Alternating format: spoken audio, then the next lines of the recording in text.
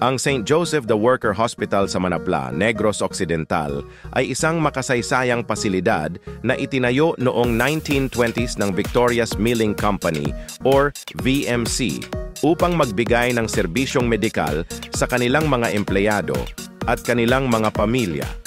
Sa panahong iyon, ito ay itinuturing na isa sa mga pinakamodernong ospital sa rehiyon na may mga pasilidad tulad ng air conditioning na bihira para sa mga ospital sa probinsya noong panahong iyon.